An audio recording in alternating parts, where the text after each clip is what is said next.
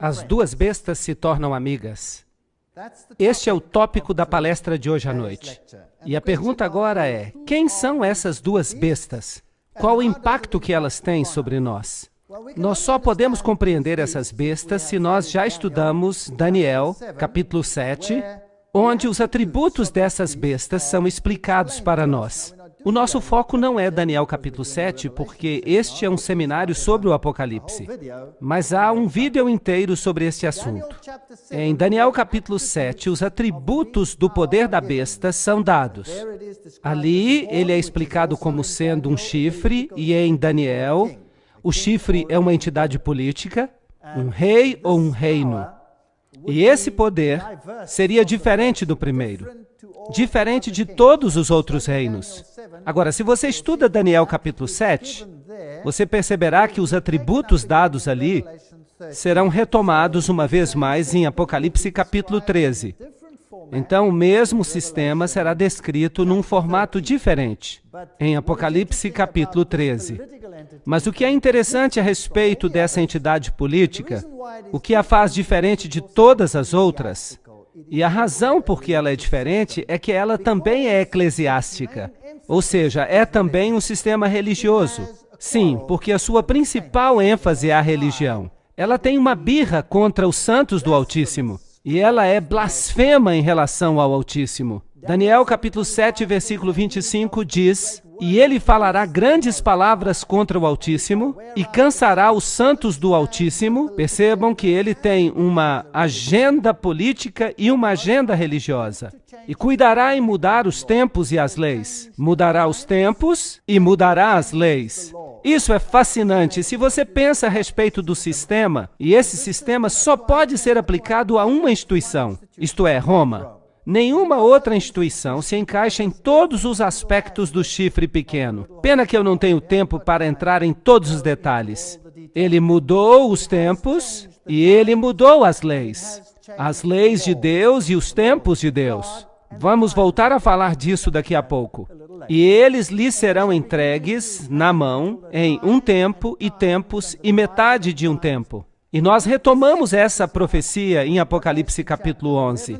Ali está escrito que haveria um poder controlador durante esses 3 anos e meio proféticos, ou 1260 dias proféticos, ou 1260 anos literais.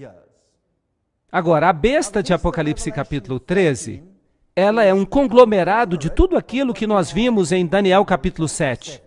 Há inúmeros aspectos relacionados a esse animal. Ele tem a cabeça de um leão, a boca de um leão. Lembrem-se que o leão representava a Babilônia em Daniel capítulo 7, mas ele tem as patas de um urso, e o urso representava a Medo-Pérsia. E ele tem também o corpo de um leopardo, e o leopardo representa a Grécia, ainda em Daniel capítulo 7.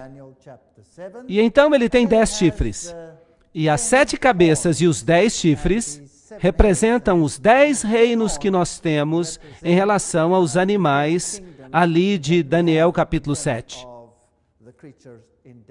E também os dedos da estátua de Daniel capítulo 2.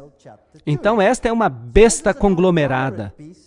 Ela é composta então de várias filosofias, da Medo-Pérsia, da Grécia, Roma e de Babilônia. E ela fala com a boca de um leão. Então ela fala a linguagem de Babilônia. E eu fiquei em pé sobre a areia do mar e vi uma besta se levantar do mar. O mar, isto é, nações, multidões, povos. Então ela sai das águas, ela sai do meio das nações. E tem 7 cabeças e 10 chifres. E sobre os chifres 10 coroas. E sobre as cabeças o nome de blasfêmia. Aí está uma ligação com Daniel capítulo 7.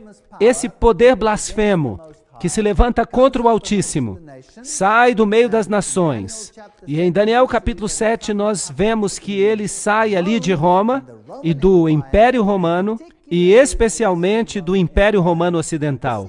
E a sua influência se espalha em todo o mundo. E a besta que eu vi era semelhante a um leopardo. Então ela tem a Grécia nela, ela tem a filosofia grega, se você quiser. E é claro, a Igreja Romana certamente tem a filosofia dos gregos nela, porque ela então depende do pensamento aristotélico e do pensamento dos filósofos, Orígenes e todos os eruditos gregos. Mesmo aqueles que se levantaram mais tarde no Império Romano, eles também estão representados. E tinha os pés de um urso. Será que Roma tem a filosofia da Medopérsia? Claro que sim, o mitraísmo é a base da sua religião, e ela tem inclusive a mitra, que vem dessa religião. E a boca era a boca de um leão. Será que a religião babilônica de Ísis e Osíris, de Baal e Astorete, será que estão todas presentes aí em Roma? E a resposta é sim. Vejam que o leão era um símbolo de Babilônia, mas a parte triste da história é que o dragão lhe deu o seu poder, e o seu trono e grande autoridade. Apocalipse 13, 1 e 2. Esse capítulo nos conta essa triste história, que por trás desse poder está o dragão.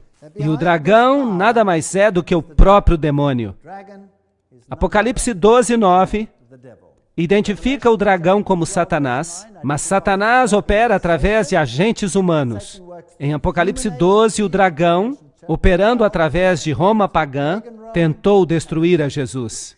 Foi um oficial romano que tentou matar o menino Jesus, um governador condenou a Jesus, um carrasco crucificou a Jesus, o emblema de Roma selou a sua tumba e um sentinela guardou a sua tumba. Então percebam aí os aspectos romanos. E lhe foi dada uma boca que falava grandes coisas e blasfêmias. Então essa entidade religiosa e política, ela blasfemaria contra Deus.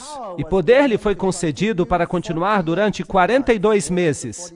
Esse é o período de 42 meses, 42 vezes 30 dias proféticos, chegamos a 1260 dias. E ele abriu a boca em blasfêmias contra Deus, para blasfemar o seu nome, próprio caráter de Deus e o seu tabernáculo. Aí está a referência ao serviço do santuário, o caminho da salvação, explicado aí. Ele rouba as pessoas do poder salvador de Jesus Cristo. Será que essa entidade fez isso? Sim. Ela colocou os santos e Maria e todo tipo de intermediários, até mesmo a própria igreja e os seus delegados, mediarem em favor do homem. E aqueles que habitam no céu. Por isso eles blasfemam contra o próprio Deus. Apocalipse 13, 5 a 6. E lhe foi dado poder para que continuasse durante 42 meses. Apocalipse 13, 5. Então, faria isso abertamente, publicamente, durante aqueles 42 meses proféticos. 42 meses, 42 vezes 30, 1260 dias, um dia equivalendo a um ano. Eu lhes dei um dia por um ano, Ezequiel 4, 6. E isso nos leva de volta à mesma história que nós encontramos em Apocalipse capítulo 11. Vigílio subiu ao trono papal em 538 depois de Cristo, sob a proteção militar de Belisário. Isso é a história. Nós temos uma data de início, quando o papado começou a exercitar o poder que veio do decreto que Justiniano havia promulgado, recebendo poder para corrigir a todos os hereges, aqueles que ousavam pensar de modo independente. Então, a supremacia legalmente reconhecida do papado começou em 538 depois de Cristo, quando entrou em efeito um decreto do imperador, pelo qual, eu já disse, ele se tornou o corretor dos hereges.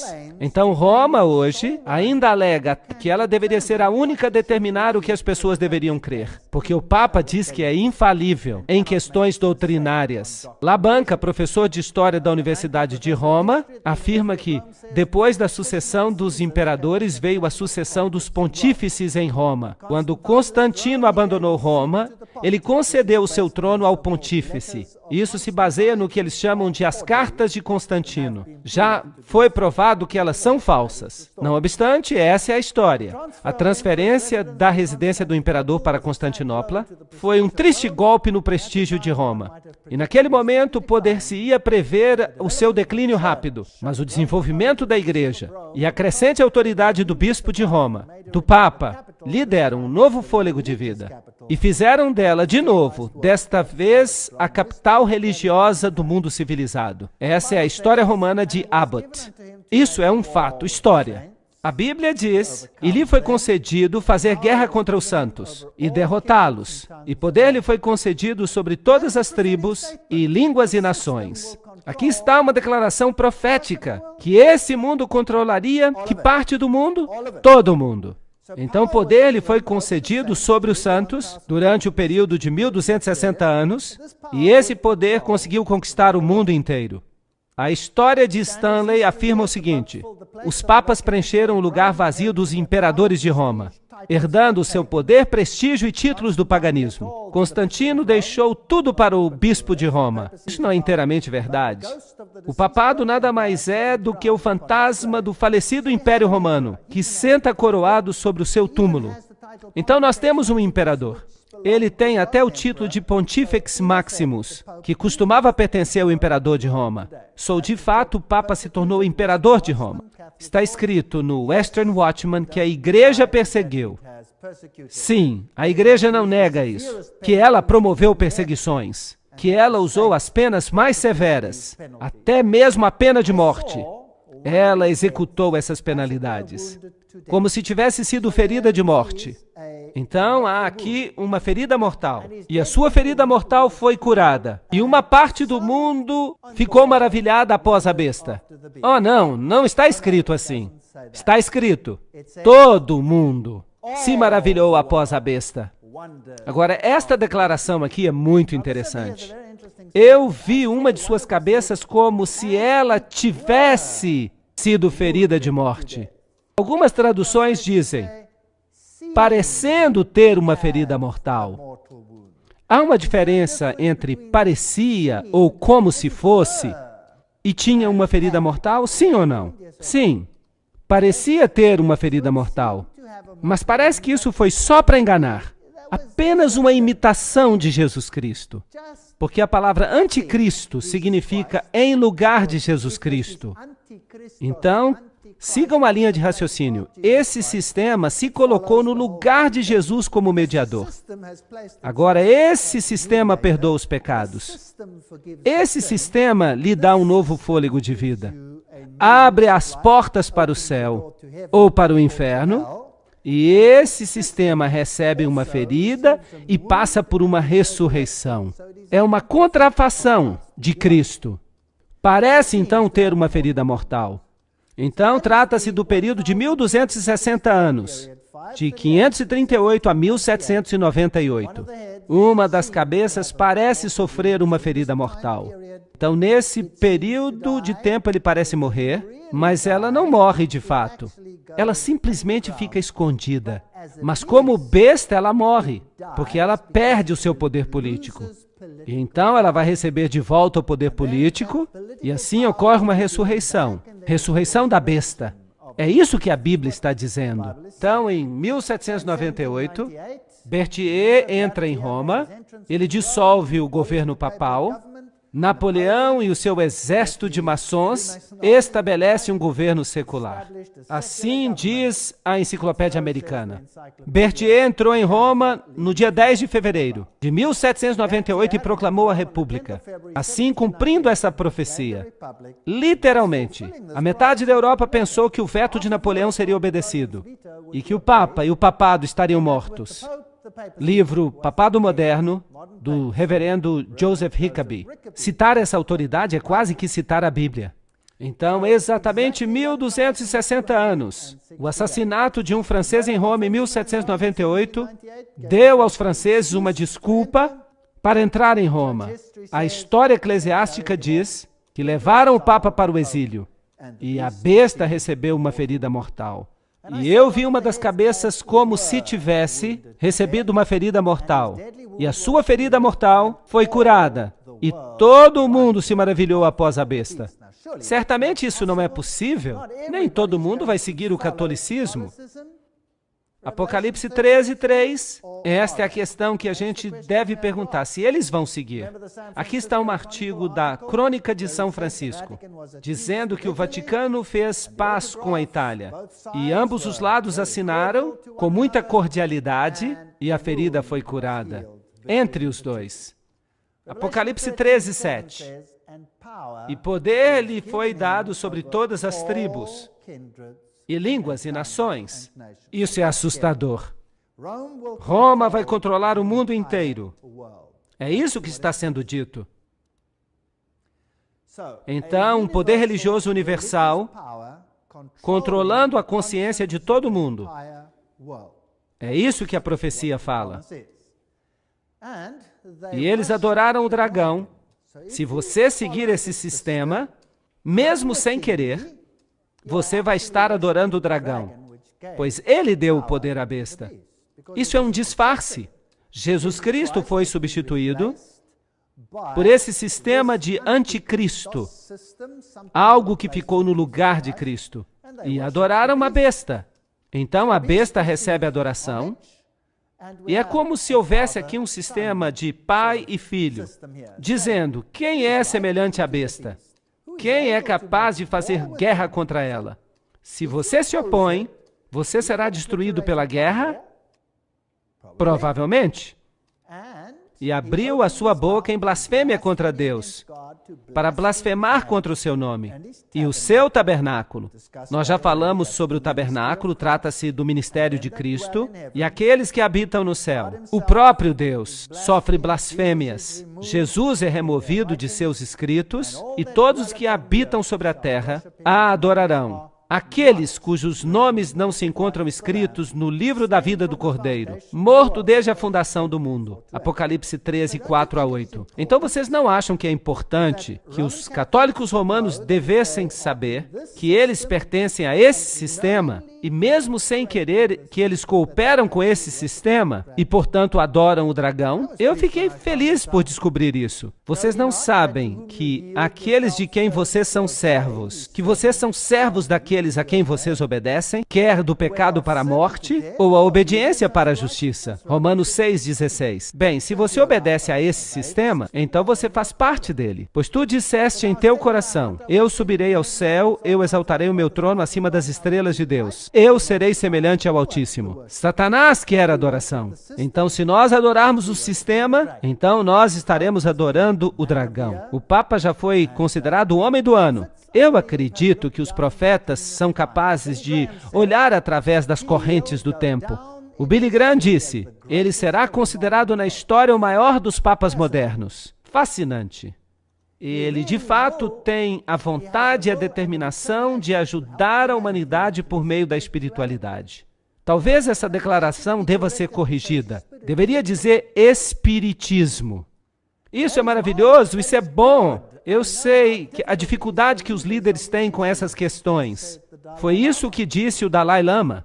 E essa história de blasfêmia? Em Apocalipse 13, 6, diz que ele abriu a boca em blasfêmia. Daniel 7, 25, diz que ele falará grandes palavras contra o Altíssimo. O que significa falar grandes palavras contra o Altíssimo? Há duas definições na Bíblia. João 10, 33, e os judeus lhe responderam dizendo: não te apedrejamos pelas boas obras, mas por causa da blasfêmia, porque tu, sendo homem, te fazes semelhante a Deus. Então, se você diz, eu sou Deus, isso é uma blasfêmia, que se opõe e se exalta acima de tudo que é chamado Deus, ou que é adorado, de modo que, como Deus, se senta no templo de Deus, fazendo-se passar por Deus. 2 Tessalonicenses 2,4. Descrevendo o poder do anticristo, dizendo que é Deus e tomando o lugar de Deus. Ele perdoará os pecados, ele fará isso e muito mais. Então, a Bíblia define blasfêmia como sendo assumir as prerrogativas ou o poder que pertence apenas a Deus. Vamos ler algumas declarações papais. Do Dicionário Eclesiástico de Ferraris. O Papa tem uma dignidade tão grande, ele é tão exaltado, que ele não é um homem apenas. É como se fosse Deus e o vigário de Deus. Aqui está uma declaração papal em que ele alega ser Deus, assim como o imperador romano alegava ser Deus. O Papa Leão XIII diz: nós temos sobre a terra o lugar do Deus Altíssimo. Aqui está uma outra definição de blasfêmia. Lucas 5:21. E os escribas e os fariseus começaram a argumentar dizendo: quem é este que fala blasfêmias? Quem é que pode perdoar os pecados senão Deus apenas? Então, se você diz que você pode perdoar pecados, isso é uma blasfêmia, pois há um Deus e um mediador entre Deus e os homens, o homem Cristo Jesus. 1 Timóteo 2:5. Aqui vem um outro sistema. E o Papa diz, no livro Autoridade dos Concílios, todos os nomes que nas Escrituras são aplicados a Cristo, em virtude dos quais se estabelece que ele é o cabeça da Igreja, todos os mesmos nomes podem ser aplicados ao Papa. Então, o Papa toma o lugar de Jesus Cristo e alegam que o próprio Deus é obrigado a respeitar o julgamento dos seus sacerdotes e ou não perdoar ou perdoar de acordo com o fato de que eles dão ou recusam a absolvição. Primeiro vem a declaração do sacerdote. E Deus, então, assina embaixo. Então parece que os sacerdotes são mais elevados do que Deus. O sacerdote decide se você vai ser perdoado ou não. E Deus não tem nenhuma escolha senão obedecer aos seus sacerdotes. Isso não é patético? Esse é o tipo mais elevado de arrogância. Aqui está outra declaração. O pobre pecador se ajoelha aos pés do confessor. Ele sabe que não está falando a um homem comum, mas a um outro Cristo. Ele escuta as palavras: eu te absolvo dos teus pecados, e o horrendo fardo de pecados cai da sua alma para sempre. No livro Devo Ser um Sacerdote, são todas declarações da própria Igreja Católica. Quem tem ouvidos, escute. Aquele que leva em cativeiro, irá em cativeiro. Aquele que mata com a espada, deve ser morto com a espada. Aqui está a paciência e a fé dos santos.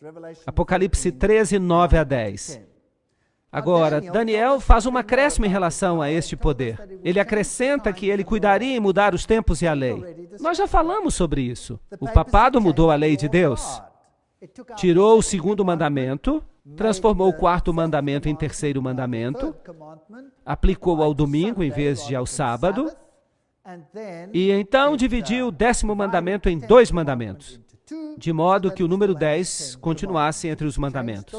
Então ele mudou a lei. Será que ele mudou o tempo? Será que Roma mudou o tempo? Claro que sim.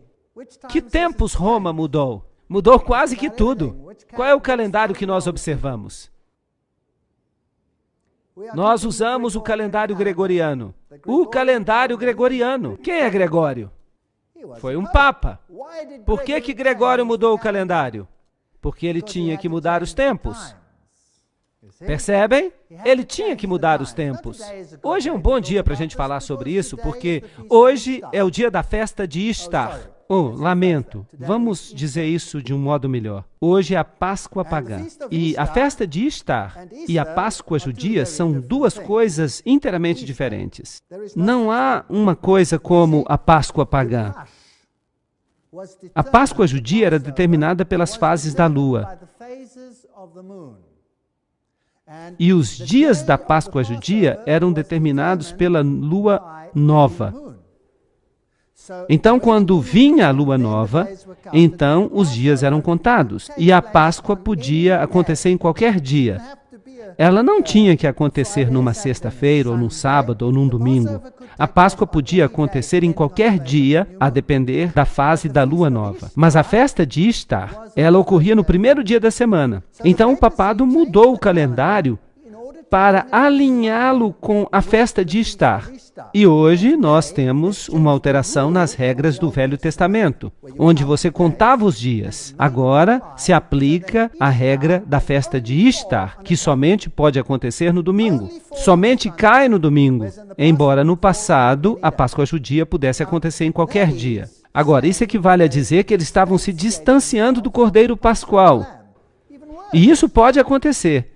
E aconteceu faz alguns anos. De fato, eu não consigo me lembrar da data exata quando o Papa estava na América.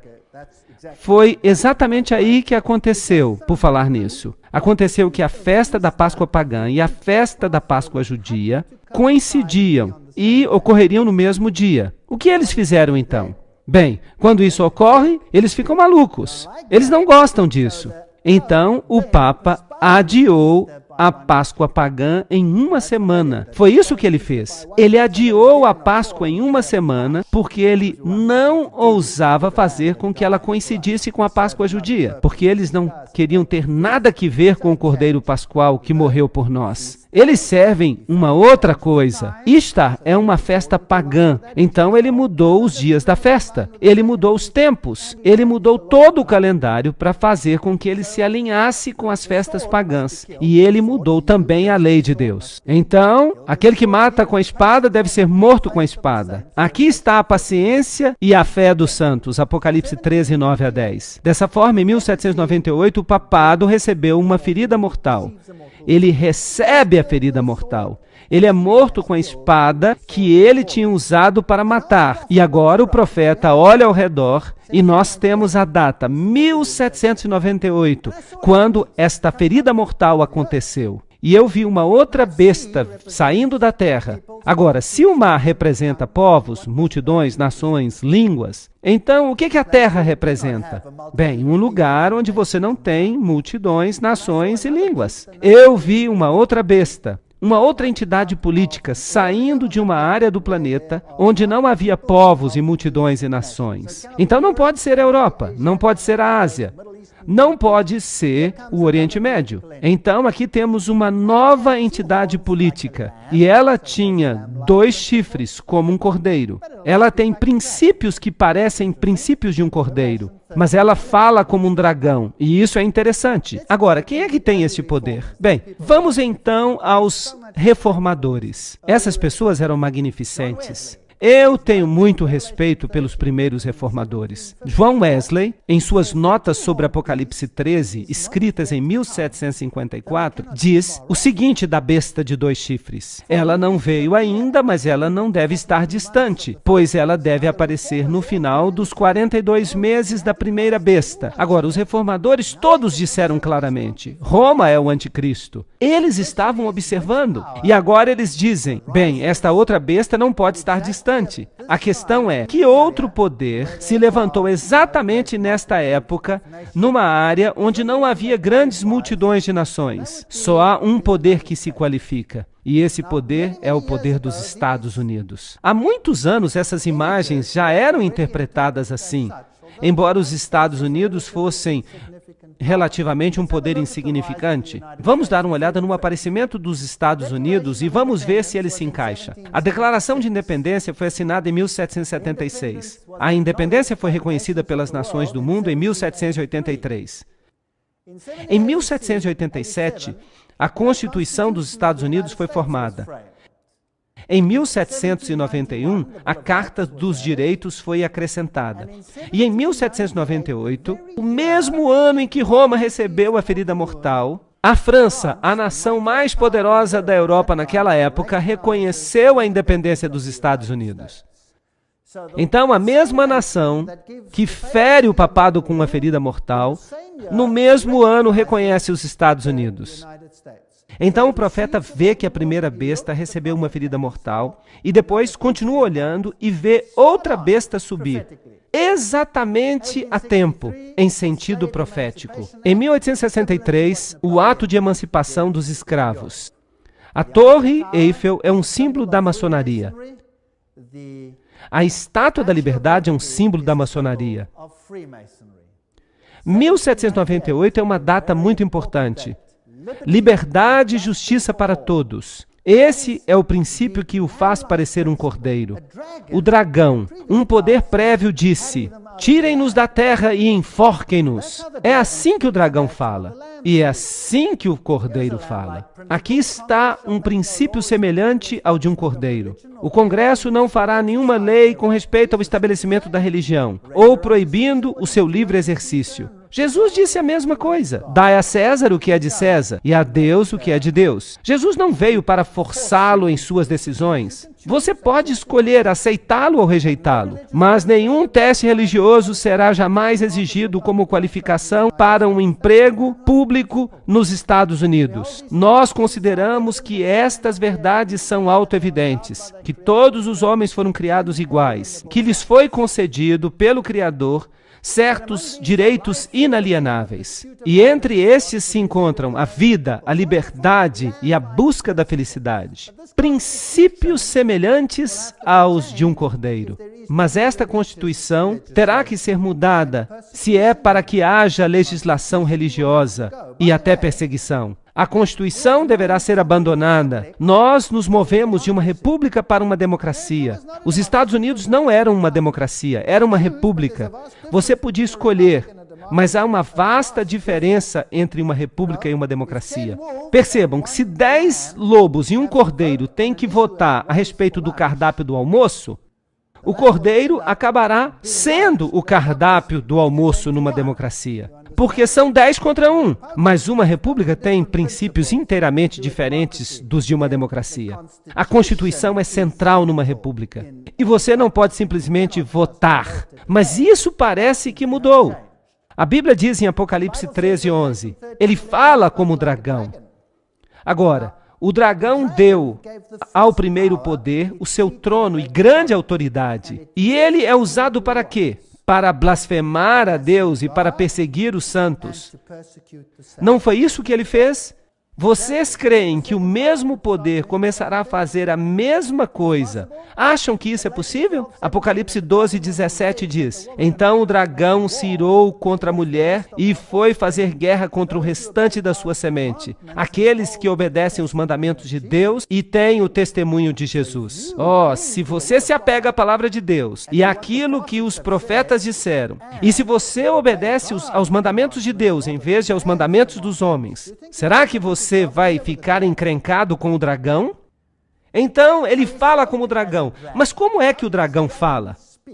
Vamos perguntar como Roma falava. Aqui está um texto do Papa Pio IX, dado em 1864. O Estado não tem direito de deixar o homem livre para que ele escolha a religião que ele considera verdadeira. Muito bem, aqui está a linguagem do dragão. A igreja tem o direito de exigir que a religião católica seja a religião do Estado, com a exclusão de todas as outras. Amaldiçoados sejam aqueles que defendem a liberdade de consciência e de culto, e aqueles que afirmam que a igreja não possa utilizar da força. Essa é a linguagem do dragão. A Igreja Católica Romana deve exigir o direito de liberdade apenas para ela. Civiltà Católica. É uma declaração católica. A Igreja Católica Romana deve dar o seu voto com o propósito de garantir o domínio católico neste país. Mundo Católico, julho de 1870. Essa é a linguagem do dragão. Mas Apocalipse 13:12 diz, exercita toda a autoridade da primeira besta diante dela. Então, significa que ela fará as mesmas coisas que ela fazia no velho mundo. O que ela fará então? Fará com que a terra e todos que habitem nela, todo o mundo, que adorem a primeira besta. Ahá! Agora, como é que você força alguém a adorar a primeira besta, cuja ferida mortal foi curada? Como é que você força, pela legislação, alguém a adorar a primeira besta? A única forma de fazer isso é através de leis que governem a consciência. Não está certo? Então, se a primeira besta tem regra ou regras e diz que este é o padrão que eu quero implementar, e eu digo, bem, eu não quero ter nada que ver com isso. Isso é contrário à lei de Deus. Então esse poder vem e diz, se você não obedecer, c'est fini. O que então? Então, o segundo poder está garantindo as leis do primeiro poder. E se eu então obedeço a essas leis, então o que de fato eu estou fazendo?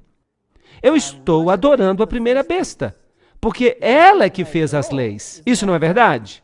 Então, eu vou estar encrencado com Deus, porque essas leis podem ser contrárias à lei de Deus. Então, eu terei que fazer uma escolha.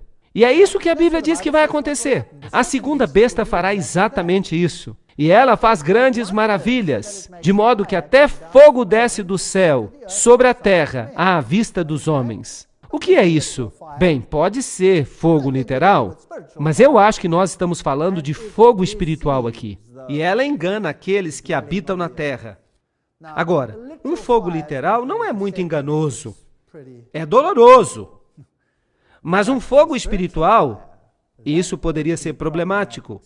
Então, esse segundo poder usará de engano para fazer isso, por causa dos sinais que lhes foram concedidos fazer diante da besta. Bem, então digamos que você veja, dentro da segunda besta, os Estados Unidos, um poder que envia um espírito, um fogo, um Espírito Santo, mas é um falso espírito. E é um espírito enganoso, e é cheio de milagres e sinais e maravilhas. Bem, então você tem um problema. Há uma palestra que eu ainda vou dar e se chama Fogo Estranho. Na terça-feira à noite. O que quer que você faça, não perca essa palestra. Eu vou mostrar a vocês o fogo estranho, do tipo que você não vai querer acreditar, que lhes foram concedidos fazer diante da besta, dizendo àqueles que habitam sobre a terra que eles devem fazer uma imagem à besta que tinha sido ferida pela espada e viveu. Como é que você faz uma imagem para algo? O que é uma imagem? Uma imagem é algo que se parece com o original, não é verdade? Se eu olho num espelho, o que eu vejo? Eu vejo uma imagem, alguma coisa que se parece comigo, certo? Não sou eu, é apenas uma imagem, mas se parece comigo. Agora, com que se parecia a primeira besta? A primeira besta era um poder religioso usando o Estado para enfatizar as suas doutrinas, não é verdade? Agora, se a segunda besta se torna um poder religioso usando o Estado para enfatizar suas doutrinas, mas essas doutrinas são doutrinas da primeira besta, de Roma, e eles estão forçando que o mundo inteiro obedeça a Roma, então eu não estaria encrencado? Claro que sim, mas é isso mesmo que a Bíblia diz que vai acontecer. A segunda besta fará leis e as colocará em vigor, como a primeira fazia, assim criando uma imagem, algo que se parece com a primeira besta. E eles colocarão essas leis em vigor. E ela tinha poder para conceder vida à imagem da besta. Então essa será uma entidade política muito poderosa, para que a imagem da besta pudesse falar, de modo que aqueles que se recusassem a adorar a imagem da besta fossem mortos. Vocês acham que os Estados Unidos têm poder para dizer, se o seu pequeno país não me obedecer hoje, eu vou destruí-lo? Sim ou não? Eu acho que sim. Ele tem poder de fazer isso. E ele certamente o fará. E ele certamente tem feito isso ultimamente. Apocalipse 13, 15. Agora, não é interessante, conforme nós vimos ontem, que mesmo na arquitetura, um é a imagem do outro? Isso não é fascinante? Então, este fascinante edifício e todas as suas leis e estatutos que são protegidos pela Constituição, aqui a primeira besta, aqui um sacerdote indo ao Vaticano, e aqui está a guarda suíça representando o Estado protegendo a igreja. Aqui você vê o Papa com todas as bandeiras das nações ao redor dele. Será possível que as nações fiquem ao redor dele de modo aleatório? Como será que o Papa vai mudar o mundo? A revista Esquire diz que ele certamente vai mudá-lo. Este foi o Papa mais carismático de todos os tempos. E o Ronald Reagan foi o presidente que começou a fazer um pacto com ele. Ele começou a alterar a Constituição dos Estados Unidos. Harry Truman tentou fazer isso em 1951, mas ele sofreu com isso. Ele foi atacado do púlpito do seu próprio pastor quando ele quis reconhecer o Vaticano. E ele deixou essa ideia. Mas Ronald Reagan, sem problema, ele conseguiu fazê-lo. Mesmo o próprio pastor batista do presidente em Washington denunciou a ideia do púlpito quando Truman tentou executá-la. Aqui está um sinal maçônico. Lembram-se do dedo na boca? O que isso significa? É o sinal de Horus. Silêncio, algo secreto. As mãos postas também significam algo. Somente o presidente Ronald Reagan e o Papa estavam presentes na Biblioteca do Vaticano naquele dia. Um de seus primeiros objetivos como presidente, falou Reagan, era reconhecer o Vaticano como Estado e fazer do Vaticano seu aliado. Isso é contrário à Constituição americana. Ambos receberam uma mini ferida e sobreviveram. Isso não é significativo, é apenas interessante. É como se a imagem estivesse seguindo a besta. João Paulo está triunfante. Aqui nós temos um outro sinal. Nós temos Gorbachev e o papado juntos, trocando presentes. A festa já tinha acabado. O comunismo já tinha servido o seu propósito. Ele podia desaparecer. E o homem estava sem país. Aqui está uma bela piada num jornal da África do Sul. O ovo é o comunismo. E está escrito, Maar heers dan niks inne. Não há nada aqui. Vejam que é uma piada para fazer as pessoas crerem de um modo ou de outro. E então, finalmente, quem receberia o crédito pela queda do comunismo? Se o comunismo tinha sido inventado para subjugar a Igreja Ortodoxa e eliminar o pensamento protestante na Alemanha Oriental, e ele certamente fez isso, uma vez que ele tinha conseguido isso, o comunismo poderia ser eliminado. E ele foi dissipado. E quem recebeu crédito por isso? O Papa recebeu crédito por isso. Como é que nós sabemos? Porque Maria, supostamente em Fátima, já tinha dito que o Papa consagraria o mundo inteiro ao Imaculado Coração de Maria e que a Rússia seria convertida. Era fácil dizer isso porque os bolcheviques já tinham estado no poder em 1917, o mesmo ano em que a declaração foi feita. Eles sabiam que já estava tudo conseguido, que não seria difícil. 3 segredos. O primeiro era uma visão do inferno, que não faz nenhum sentido. O segundo era que a Rússia seria consagrada, que eles pegariam o poder de qualquer jeito. E o terceiro era que um futuro Papa receberia um ataque contra a sua vida, mas sobreviveria. E isso apressaria os eventos finais. Agora, se você conhece a história de antemão simplesmente porque você a está criando, isso não é problema. Agora, será que o Papa recebeu o crédito por isso? Aqui está a visita papal aos Estados Unidos, St. Louis. Vamos perguntar então ao presidente Bill Clinton para nos dizer o que ele pensa. 2.400 fiéis aqui para lhe dar as boas-vindas. Ele está acenando às multidões.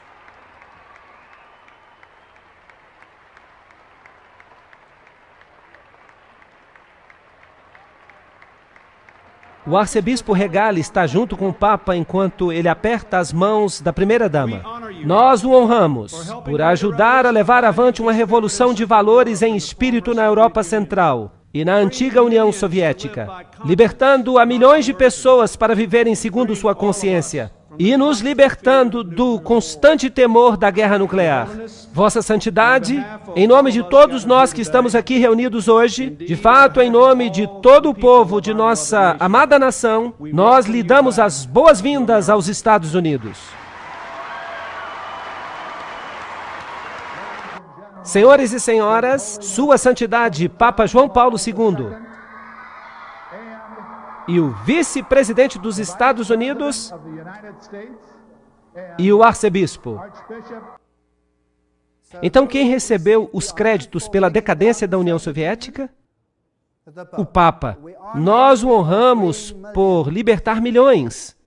Este é um cumprimento interessante da profecia. Herman Melville disse, os Estados Unidos foram colonizados por pessoas de todas as nações. Todas as nações podem reclamá-lo para si. Nós não somos uma tribo estreita de homens. Não, o nosso sangue é como o dilúvio do Amazonas, composto de milhares de nobres correntes, todas despejando em um único lugar. Nós não somos uma nação, nós somos um mundo. E todo mundo se maravilhou após a besta. Lembram-se da questão com a qual começamos? Vocês acham que é possível que todo o país se sujeite ao Papa João Paulo, superestrela? Agora, essa igreja, a Igreja Romana, alega que é a mãe de todas as igrejas. Ela se chama Ecclesia Mater, a mãe de todas as igrejas. Ainda para ser fechado está o maior abismo de todos. Entre os 350 milhões de protestantes do mundo, um número que já não é o mesmo, e cerca de 800 milhões de católicos. De fato, há hoje entre 1 a 2 bilhões de católicos. Então, não apenas na esfera política essa igreja deve ganhar a soberania, mas também na esfera religiosa. E isso exigiria uma palestra inteira só para eu falar sobre isso. Mas, de maneira religiosa, todas as nações devem se juntar para se sujeitar a esse sistema. O Cruzeiro do Sul, em 1995, ele disse, Por uma questão de unidade, todas as igrejas devem aceitar a autoridade papal. Bem, eu tenho notícias para vocês. Isso não inclui apenas as igrejas cristãs. Isso inclui todas as religiões do mundo todo. Está se falando de mãos através do abismo. E o papado está propondo um acordo em nome da unidade cristã. E ela realizou grandes sinais, fazendo até que fogo descesse do céu à terra à vista dos homens. Apocalipse 13:13. Então, o segundo poder usaria agora a religião na tentativa de unir o mundo inteiro sob um único sistema. E eu pergunto, nos últimos anos, a religião se tornou um assunto importante nesse planeta, sim ou não? Aham! E que religiões estão representando a tese e a antítese? A cultura judeu-cristã está sendo contraposta à cultura islâmica. E das duas deve surgir uma síntese. Nós estamos vivendo numa época interessante. Apocalipse 13:14. Por causa dos sinais, lhe foi concedido o poder para agir em favor da primeira besta, enganando os habitantes da terra. Atos 2:3 diz, e eles viram como que línguas de fogo que se separavam e desciam sobre eles. Essa besta vai usar um tipo de fervor religioso supostamente pelo Espírito Santo, fazendo com que o fogo desça, um suposto derramamento do Espírito Santo sobre as pessoas. Será que o fervor religioso vai causar um conflito? Vocês acham que isso é possível? Uau, eu acho que nunca foi tão possível como agora. Bem, eu acredito que a Bíblia está sendo atual. A Bíblia nos diz que os Estados Unidos da América, que se levantaram no momento oportuno, cuidarão de mudar sua fala como de cordeiro para a fala como de dragão. Eles hão de se tornar um poder perseguidor, assim como foi Roma no passado. E assim, o mundo inteiro vai seguir a besta.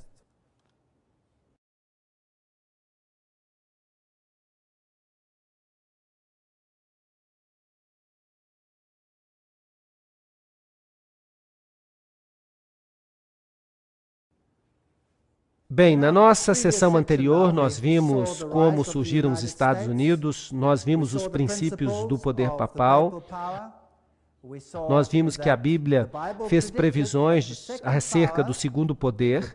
A besta que sai da terra adotaria os mesmos princípios que a primeira besta e os aplicaria universalmente.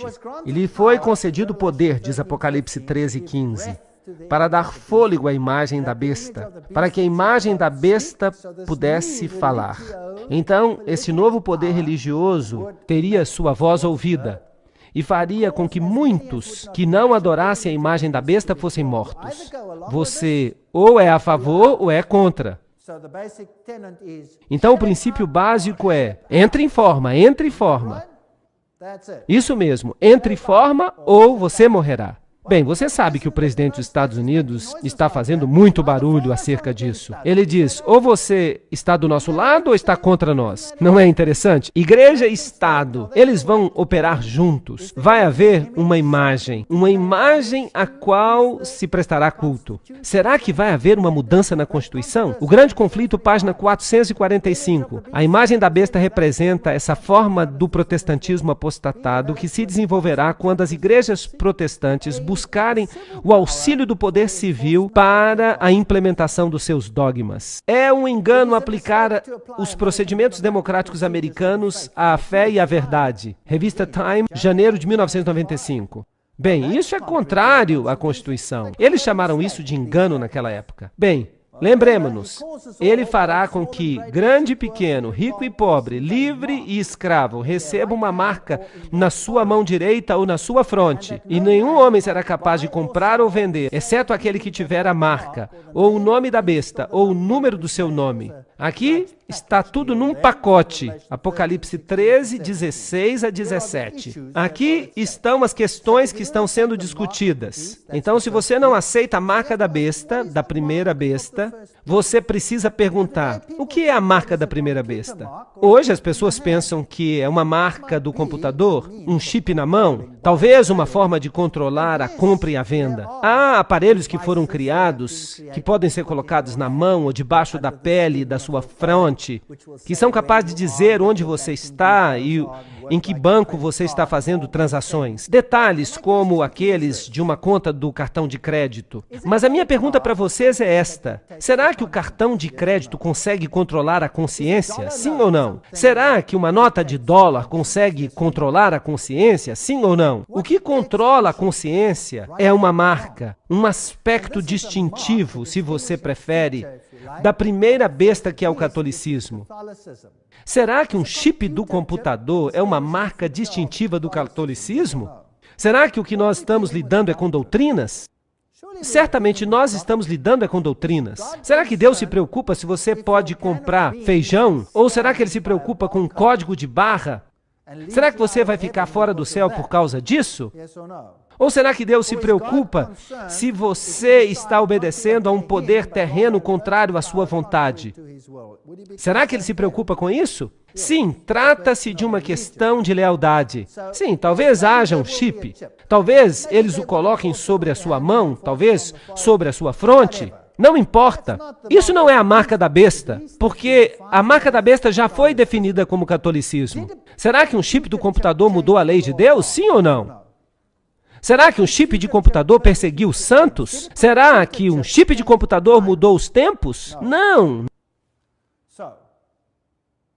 Comprar e vender, você vai somente poder fazer isso se você aceitar a marca da besta. Aqui está a sabedoria. Quem tem entendimento, calcule o número da besta, pois é número de homem, e o seu número é 666. É um número de quê? De um homem, não de uma lata de feijão do Walmart. Não é uma lata de feijão, é o número de um homem. Bem, aqui está um homem. Quais são as letras inscritas na coroa do Papa? E o que elas significam? As letras inscritas na mitra papal são essas, Vicarius Filii Dei, que em latim significam vigário do Filho de Deus. Então aí está, Vicarius Filii Dei. E se você fizer a conta numérica, se você contar os valores em algarismos romanos do nome, você vai chegar exatamente ao número 666. E não tem jeito de fugir disso. Durante um tempo, essa mitra desapareceu e as pessoas disseram, não havia esse título. Mas é claro que ela fazia parte dos artigos papais. Eles não podem negar que esse título existe. Um tríplice 6 simboliza a união com o erro. Em grego, você tem um valor numérico. A frase reino latino, em grego, quando se conta o valor numérico de suas letras, você obtém 666. A mesma coisa acontece com a igreja italiana, Itálica Ecclesia, 666. O homem que fala latim tem todos os seus títulos oficiais escritos em latim. Todos eles dão 666. E isso é interessante. De modo que o sistema tem o número 666. O homem, o anticristo, Vicarius Filii Dei, vigário de Deus sobre a terra, significa literalmente, no lugar de Jesus Cristo. O papado diz, coloquem-me no lugar de Jesus Cristo, chamem-me de anticristo. Ele não poderia ter nos feito um favor maior, porque ele mesmo se identifica. A marca da besta. O que é a marca da besta? Primeiro, nós precisamos compreender a marca de Deus, o seu selo, o seu sinal. E eu vi um outro anjo subindo do Oriente, tendo o selo do Deus vivo. Você se lembra que nós falamos sobre isso quando nós falamos dos capítulos anteriores do Apocalipse? Ele clamou com uma alta voz, e lhe foi dado ferir a terra e o mar, dizendo, não firas a terra, nem o mar, nem as árvores, até que nós tenhamos selado os servos do nosso Deus em suas frontes. Portanto, estabelecido Estabelecidos na verdade, eles não podem ser movidos. Um selo autentica um documento. Por isso que o presidente tem um selo. Além disso, eu lhes dei os meus sábados para que eles fossem um sinal entre mim e eles, para que eles soubessem que eu sou o Senhor que os santifica. Ezequiel 20:12. Se é um sinal, é também uma marca. Portanto, Deus tem uma marca. Por isso, o selo de Deus contém o seu nome, o seu título, o seu território. Eu, o Senhor, Jeová, o seu título, Criador, o território, céu e terra, está no coração da sua lei. Lembra-te do sábado para o santificar. 6 dias trabalharás e farás toda a tua obra, mas o 7º dia é o sábado do Senhor teu Deus. Porque em 6 dias, Jeová, o Senhor, o Criador, fez os céus e a terra. Por falar nisso, removam o sábado, como nós já dissemos antes, e toda a lei perde o selo da sua autoridade. A lei poderia ser de um Zé Ninguém, mas porque o sábado está aqui, toda a lei recebe a sua autoridade, nada menos, nada mais do que do Criador dos céus e da terra.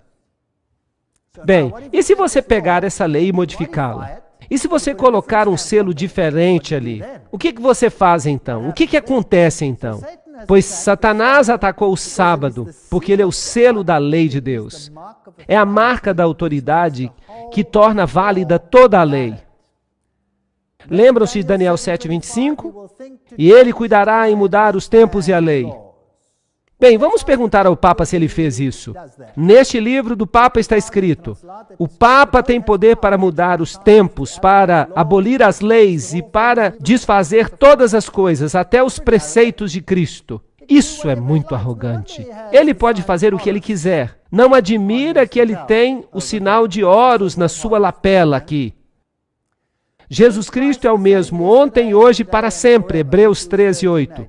Jesus não muda. Então, como é que o Papa pode ter o direito de mudar a lei de Deus? O que especificamente é a marca da besta? Qual será o melhor modo de descobrir isso? O melhor modo não é perguntar? Por que nós não perguntamos então? Papa, qual é a sua marca? A marca da besta deve ser o sinal da autoridade da Igreja Romana. Não é verdade? Vamos perguntar a eles. Cardeal Gibbons. Claro que a Igreja Católica alega que a mudança foi sua ação. Mudar o sábado para o domingo. E o ato é uma marca de seu poder eclesiástico e de sua autoridade em assuntos religiosos. Aqui está. A Igreja está dizendo qual é a marca do seu poder. Há uma outra declaração interessante no Registro Católico de 1º de setembro de 1923. O domingo é a nossa marca de autoridade. A Igreja está acima da Bíblia. E esta transferência da observância do sábado é prova disso. Aí está, na cara de Deus. Nós, a Igreja, temos o poder de mudar a lei. Nosso selo de aprovação pode fazer isso. Nosso selo foi que mudou o dia de adoração. Por falar nisso, qual é o Dia Internacional de Adoração hoje? O domingo. É isso mesmo. Nos países muçulmanos, o dia de adoração é a sexta. Mas em que dia as lojas fecham? No domingo. É isso mesmo. Em Israel, é o sábado. Mas em que dia os bancos fecham? No domingo.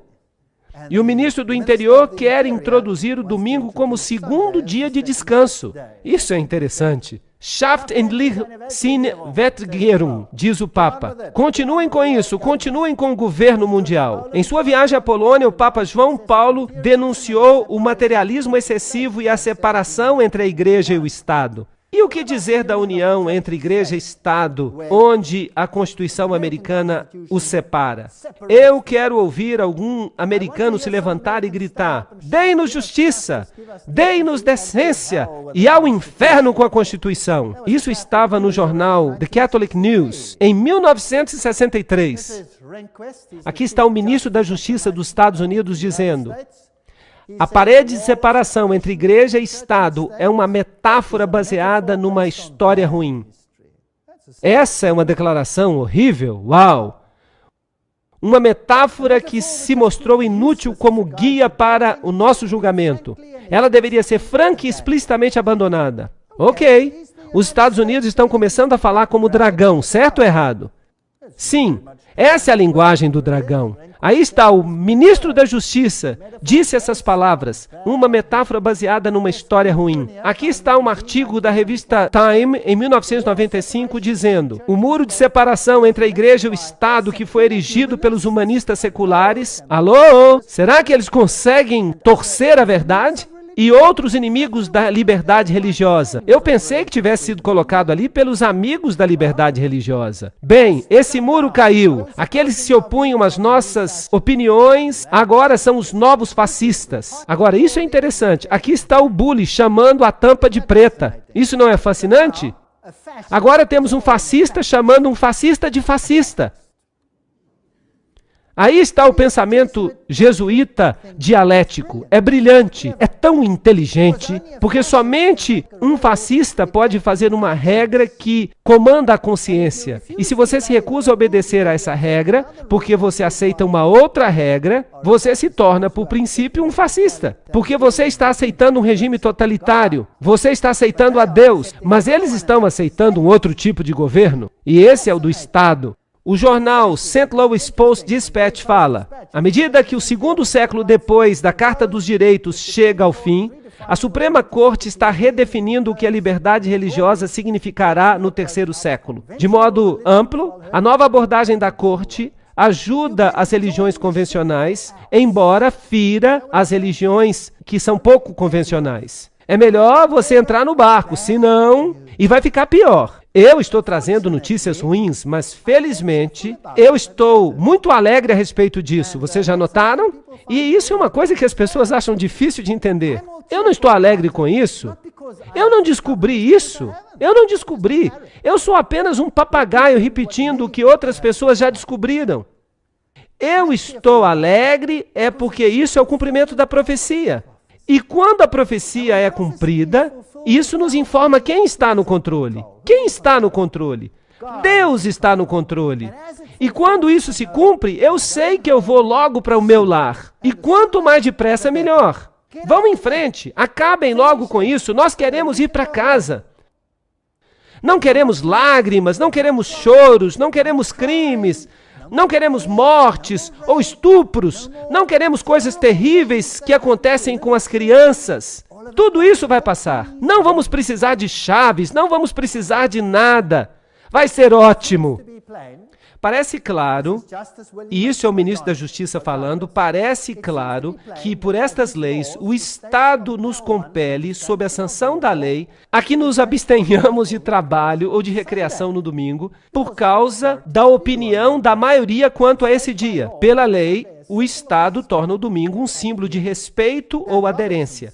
Pat Robertson disse: a próxima obrigação que um cidadão da ordem mundial de Deus deve a si mesmo é lembrar-se do dia de guarda para torná-lo santo. Esse é um mandamento que beneficia cada cidadão pessoalmente. As civilizações mais adiantadas se levantam quando as pessoas podem descansar e receber inspiração de Deus. As leis nos Estados Unidos que ordenam um dia de descanso foram anuladas como uma violação da separação entre igreja e Estado. Isso é um insulto direto a Deus e a seu plano. Somente aquelas políticas que se provam claramente seculares são reconhecidas. Esqueçam daquela Constituição estúpida que separa a igreja do Estado. Vamos fazer diferente. Vamos unir igreja e Estado. Vocês conseguem perceber uma imagem da besta aqui? Uau, isso é muito fascinante. Igreja e Estado trabalhando juntos, promulgando leis que vão honrar a primeira besta. Quem foi que mudou o sábado para o domingo? Foi a Igreja Católica Romana. Eles promulgaram o domingo. A quem eles estão honrando? A Roma. Eles estarão honrando a Roma. E então, o Sunday Times, 7 de maio de 1998. O Papa lança uma cruzada para salvar o domingo. Deixemos claro que não se deve trabalhar no domingo, porque no domingo se deve celebrar o dia do nosso Senhor. Ele escreveu toda uma encíclica. Vamos dar uma rápida olhada. Ele diz que é uma tradição. Eles celebram a Eucaristia. Fala-se de uma encíclica chamada Rerum Novarum. E se pedem leis que legislem com respeito à obrigação de guardar o domingo como dia santo, estão pedindo legislação civil para permitir que as pessoas guardem o domingo. E os Estados Unidos deveriam dizer, a nossa Constituição proíbe isso. Nós lamentamos, senhor Papa, aqui a igreja e o Estado ficam separados. Nós não concordamos. Mas será que eles fazem isso? Não. Aqui está uma declaração. Aqui está Bush. Logo depois que ele assumiu a presidência, ele está aqui na inauguração de um museu católico que custou milhões de dólares, e ele afirma, a melhor forma de nós honrarmos ao Papa João Paulo II, verdadeiramente um dos maiores homens, é levar os seus ensinamentos a sério. É ouvir as suas palavras e colocar as suas palavras e ensinamentos em ação, aqui na América. Aqui está a pessoa mais alta do governo dizendo, vamos dar ouvidos ao Papa. Ele está removendo ou não a separação entre a igreja e o Estado? Claro que está. Ele fala que este é um desafio que precisamos aceitar. Eu tenho um problema com você, presidente. Você está falando como dragão. Não está, gente? Claro que está. Será que ele está cumprindo a profecia? Sim. Será que eu estou zangado com ele? Não, claro que não. Ele está cumprindo a profecia. E isso significa que nós vamos voltar para casa. Ele exercita todo o poder da primeira besta. Será que ele tem o poder de dizer às nações e aos indivíduos o que devem fazer? Sim ou não? Claro que tem. E faz com que a terra e aqueles que moram nela, que adorem a primeira besta. Está dizendo que é melhor que obedeçamos a este sistema, cuja ferida mortal foi curada. Esfregue uma religião na outra durante muito tempo, e uma delas vai se levantar como um grande cogumelo para defender a outra. A liberdade sem restrição de pensamento e de abertamente fazer conhecidos os pensamentos não está inerente nos direitos dos cidadãos. E de jeito nenhum deve merecer o nosso apoio. Não se deve dar permissão às pessoas que digam o que pensam. É isso que o Papa está dizendo. O Papa Gregório disse isso.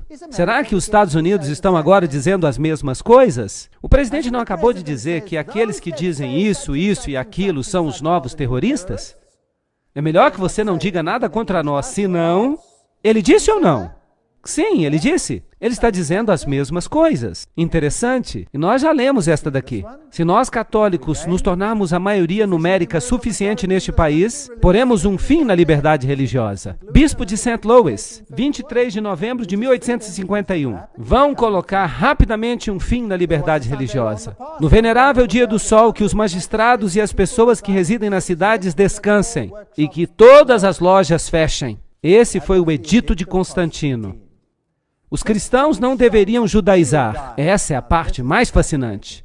Se as nações fizerem uma lei dominical mundial e disser, aí está, todos precisam descansar no domingo, eu vou dizer, tá bom, é justo, eu não vou me opor.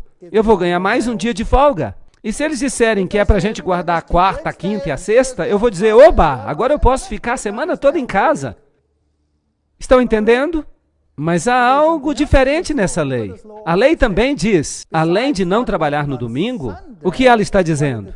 Os cristãos não deveriam judaizar, eles não devem guardar o sábado, ficar ociosos no sábado. Então, a lei está dizendo algo mais. Ela deve também me impedir de obedecer a Deus. Isso é interessante. Eles devem trabalhar nesse dia, o sábado, mas o dia do Senhor eles devem especialmente honrar. Agora, isso também aconteceu com Faraó. Faraó emitiu um decreto e Moisés foi até Faraó e ele disse, isso não vai acontecer. E Faraó disse, você, Moisés, você tem que obrigar o povo a descansar. E a palavra descansar que é usada ali no Velho Testamento é a palavra Shabat. Você deve obrigar o povo a descansar, Shabat. Eu estou dizendo a seus trabalhadores, eu vou aumentar o trabalho deles. Ninguém mais vai colher a palha para eles. Eles vão trabalhar. Que tipo de lei Faraó fez? Ele fez uma lei contra o sábado. E Constantino também fez uma lei contra o sábado. Claro, ao mesmo tempo ela era favorável ao domingo. Mas isso não é a coisa mais importante para mim. A coisa mais importante aqui é que ele proibiu as pessoas de descansarem no sábado. E Faraó fez a mesma coisa. Agora, qual foi a resposta de Deus a Faraó? Quando o faraó disse, eu vou forçar vocês a trabalharem no dia de sábado, o que aconteceu? As pragas caíram. Caíram sobre eles, e a Bíblia fala que haverá pragas no final dos tempos.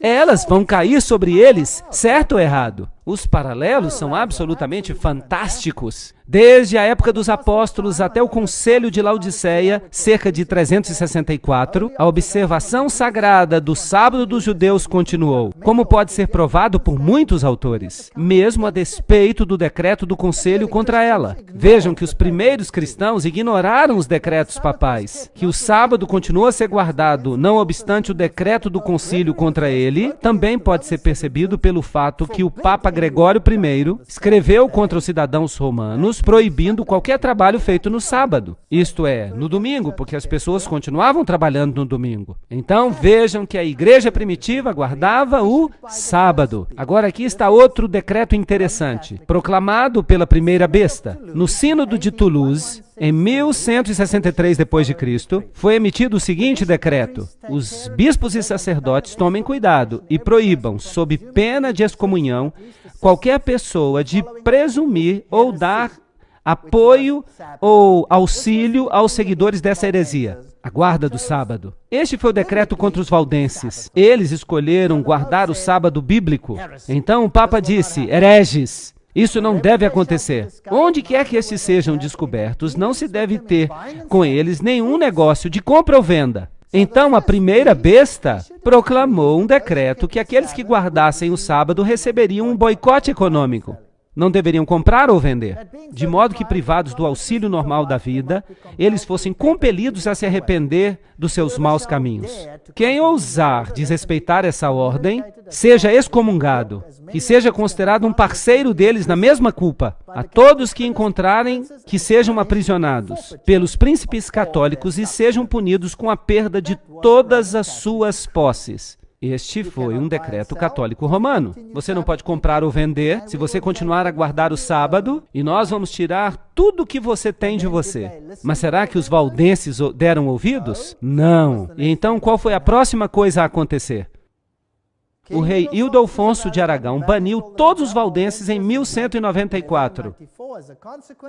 Essa foi a consequência. Enviaram os militares e os militares os dizimaram. Mataram a todos. Então houve uma lei dominical, houve uma lei contra o sábado incluída nela, não foi permitido que comprassem ou vendessem, e então um decreto de morte. Foi isso que a primeira besta fez. Será que a segunda besta vai se tornar parecida com a primeira?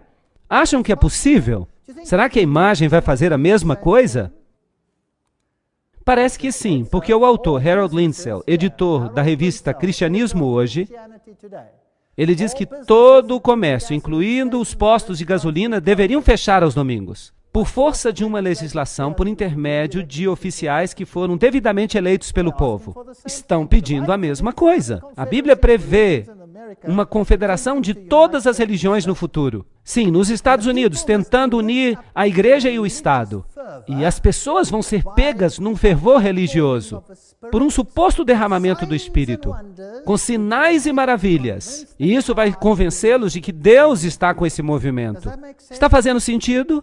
É assustador. Eu acho que é assustador. Então, a crise vindoura é parecida com a dos dias de Daniel. O rei de Babilônia, um líder mundial poderoso, estabeleceu uma imagem de contrafação e obrigou que ela fosse adorada em contrariedade aos mandamentos de Deus. Mas aqueles que eram dignos, eles se recusaram a se prostrar diante da imagem. E como consequência, houve problemas sérios. Daniel 3,15 diz exatamente como esta cerimônia religiosa foi realizada. Agora, quando vocês ouvirem o som de todos os tipos de música, se vocês estiverem dispostos a se ajoelhar e adorar a imagem que eu fiz, muito bom. Mas se vocês não a adorarem, serão jogados imediatamente na fornalha ardente. Será que a música pode ser importante para poder produzir um fervor religioso? Notaram no versículo todos os tipos de instrumentos de música. O que isso incluiria? Isso incluiria a música popular, isso incluiria, para aqueles que amam isso, a música da ópera, isso incluiria um rock pesado, isso incluiria o heavy metal, isso incluiria todos os tipos de música, não acham? Desde que o povo esteja sujeito ao fervor religioso. Quem se importa? A música vai desempenhar um papel muito importante. Vocês sabiam que a Bíblia repete esta passagem 3 vezes? Como se Deus realmente estivesse nos tentando dizer algo. Vamos ver o que aconteceu quando o Papa fez uma visita a St. Louis. E os jovens encheram toda a câmara. E então 2 monges, esses aqui se parecem com monges franciscanos, vejam a roupa. Eles disseram, finalmente temos unidade, unidade, paz, paz na terra. E o que a Bíblia diz quando as pessoas começarem a dizer paz? Então nós temos um problema. E quando o Papa entra, esses jovens ficam histéricos. E todo tipo de música é usado para satisfazer a fome de sua alma. Desde a linda música do coral, aliás, um coral ecumênico, todas as religiões cantando juntas, até a música popular, com os braços levantados, as freiras estavam balançando os braços, e houve também rock pesado de um tal de DC Talk, e outras bandas assim. Quando o Papa entra, então há muitas danças no Senhor e todos os aspectos semelhantes. E um dos sacerdotes católicos está falando para o DJ ali. E ele diz, o repórter então faz uma pergunta para o sacerdote católico. Você acha que tem alguma religião nessa música alta? E o sacerdote responde, claro que há. Porque Deus está em toda boa música. A boa música da reforma. E essa música, bem, os jovens a compreendem. E isso basta. Mas vamos observar e ver o que acontece. Ah, foi ótimo. Nós tivemos uma sensação ótima de paz. Paz, amor e unidade. Unidade. Todas as nações virão e adorarão diante de ti, Senhor. E todas as nações se prostram.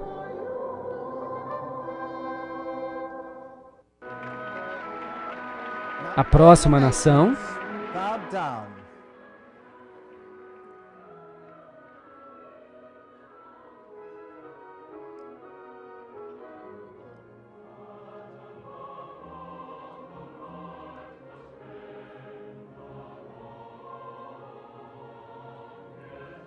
Next nation.